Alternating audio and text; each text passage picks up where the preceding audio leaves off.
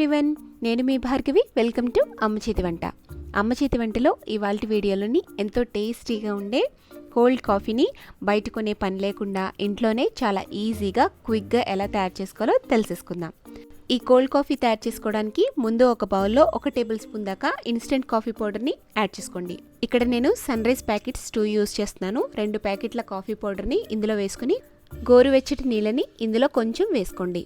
ఇప్పుడు ఉండలు లేకుండా బాగా మిక్స్ చేసుకోండి. గడ్డలు లేకుండా ఈ విధంగా స్పూన్తో మిక్స్ చేసుకుని ఈ మిశ్రమాన్ని పక్కన పెట్టుకోండి. ఇప్పుడు ఒక మిక్సీ జార్ కానీ లేదా జ్యూసర్ జార్ని కానీ తీసుకుని అందులోకి 1 గ్లాస్ దాకా కాచి చల్లార్చుకుని ఫ్రిడ్జ్లో పెట్టుకున్న కూలింగ్ పాలని యాడ్ చేసుకోవాలి. మిక్సీ జార్లో పాలని వేసేసుకున్న తర్వాత ఇందులోకి రుచికి తగ్గట్టు 2 టేబుల్ స్పూన్ల షుగర్ని యాడ్ చేసుకోండి.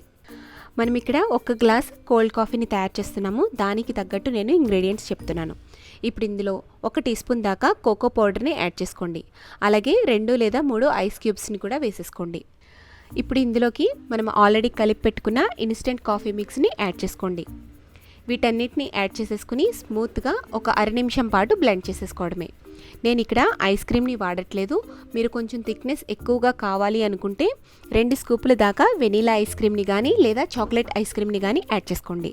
ఇలా స్మూత్గా బ్లెండ్ చేసుకున్న తర్వాత ఒక సర్వింగ్ గ్లాస్ తీసుకుని దాంట్లో కొంచెం చాక్లెట్ సిరప్తో గార్నిష్ చేసుకుని అందులోకి ఈ కోల్డ్ కాఫీని యాడ్ చేసుకోండి.